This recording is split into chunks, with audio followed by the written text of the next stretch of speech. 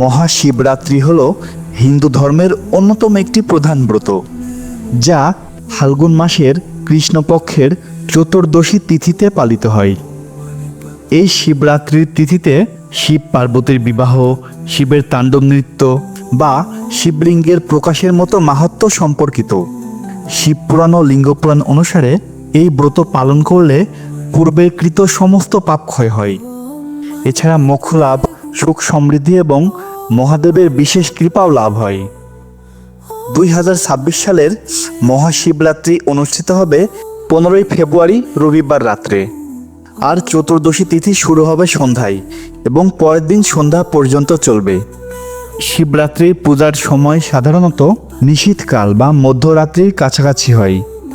এছাড়া সঠিক সময়সূচির জন্য আপনারা স্থানীয় পঞ্জিকাও দেখে নিতে পারেন। এখন মহাশিবরাত্রির ব্রত পালনের সম্পূর্ণ নিয়মগুলো ধাপে ধাপে বর্ণনা করছি। আপনারা সবাই এটা খুব মনোযোগ দিয়ে শুনুন।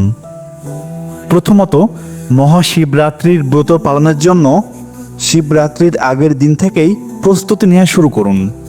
ত্রয়োদশী তিথিতে অর্থাৎ শিবরাত্রির আগের দিন স্নান করে শুদ্ধ হয়ে নিরামিষ বা হবিষ্যান্ন আহার করুন, যেমন চাল, ডাল, আলু, সবজি এবং লবণ ছাড়া বা কম লবণযুক্ত খাবার খান। রসুন, পেঁয়াজ, মাংস, মদ, তামাক এবং ঝাল মশলাযুক্ত খাবার এড়িয়ে চলুন। আর মনে মনে সংকল্প নিন যে পরের দিন আপনি উপবাস করবেন এবং শিবের পূজা করবেন। দ্বিতীয়ত, শিবরাত্রির দিন সকালে কিছু নিয়ম মেনে চলতে হবে, যেমন ব্রহ্ম মুহূর্তে অর্থাৎ সূর্যোদয়ের আগে ঘুম থেকে উঠে স্নান করুন। এরপর পরিষ্কার বস্ত্র পরিধান করুন, বিশেষ করে সাদা, কালো বা লাল রঙের বস্ত্র পরুন। এরপর উপবাসের সংকল্প করুন। হাতে চাল ও জল নিয়ে বলুন, আমি আজ মহাশিবরাত্রির ব্রত পালন করব। শিবের কৃপায় সমস্ত পাপ থেকে আজ পাপমুক্ত হব। ওই দিন সারাদিন ফল খেয়ে থাকুন। ফলের পাশাপাশি দুধ, মিষ্টি, সাগুদানা, দই এগুলোও আহার করতে পারেন। এছাড়া অনেকে এই দিন সম্পূর্ণ নিরাহার অবস্থায় থাকেন, সারাদিন কিছুই ভোজন করেন না। তৃতীয়ত, মহাশিবরাত্রির পূজার প্রধান উপকরণ হচ্ছে সম্ভব হলে নিজ গৃহে শিবলিঙ্গ বা শিবমূর্তি প্রতিষ্ঠা করতে হবে। এরপর পঞ্চামৃতের জন্য গঙ্গা জল, দই, দুধ, ঘি ও মধু প্রস্তুত করতে হবে। 3 পাতাযুক্ত ও বোটা ছাড়া বেলপাতা, ধতুরা, আকন্দ, অপরাজিতা ফুল শিবের পূজার প্রধান উপকরণ। এগুলো সব আগে থেকেই প্রস্তুত রাখতে হবে। এরপর চন্দন, কুমকুম, 2টি অক্ষত ফল যেমন বেল ও কলা, মিষ্টি, ধূপ, দীপ, কর্পূর প্রস্তুত রাখতে হবে। পঞ্চামৃত, ফল ও মিষ্টি দিয়ে শিবের পূজার ভোগ প্রস্তুত করতে হবে। চতুর্থত, গৃহে সহজে শিব পূজার পদ্ধতি হচ্ছে চতুর্দশী তিথি শুরু হওয়ার পর অর্থাৎ সন্ধ্যায় শিবের পূজা শুরু করতে হবে। এজন্য গৃহে শিবলিঙ্গ স্থাপন করে গঙ্গা জল দিয়ে স্নান করান। তারপর শিবলিঙ্গে চন্দন লাগান। এরপর 3টি বেলপাতা একসঙ্গে অর্পণ করুন। শিবকে ফুল অর্পণ করুন এবং সাথে ধূপ ও দীপ জ্বালান। তারপর শিবের মূল মন্ত্র ওম নমঃ শিবায় জপ করুন। এই মন্ত্রটি যত বেশি সম্ভব জপ করুন, কমপক্ষে 108 বার। এরপর শিবের অষ্টতর শতনাম বা শিব সহস্রনাম পাঠ করুন। সম্ভব হলে শিবের আরতি ও গান করুন।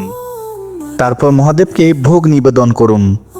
পঞ্চমত, মহাশিবরাত্রির পূজার সবচেয়ে গুরুত্বপূর্ণ অংশ হচ্ছে 4 প্রহরের পূজা। রাত্রিকে 4 প্রহরে ভাগ করে নিয়ে শিবরাত্রির পূজা করা হয়। প্রতিটি প্রহরে শিবলিঙ্গে বিশেষ বিশেষ অভিষেক করা হয়। প্রথম প্রহরের আনুমানিক সময় সন্ধ্যা 6টা থেকে 9টা। প্রথম প্রহরের অভিষেক দ্রব্য হচ্ছে দুধ বা গাভী দুগ্ধ। প্রথম প্রহরের মন্ত্র হচ্ছে ওং হ্রিং ঈশানায় নমঃ বা ওং নমঃ শিবায়। প্রথম প্রহর সঠিকভাবে সম্পন্ন করলে মহাদেবের কৃপায় সমস্ত পাপ থেকে মুক্তি ও মানসিক ও শারীরিক সুস্থতা লাভ হয়। দ্বিতীয় প্রহরের আনুমানিক সময় হচ্ছে রাত 9টা থেকে 12টা।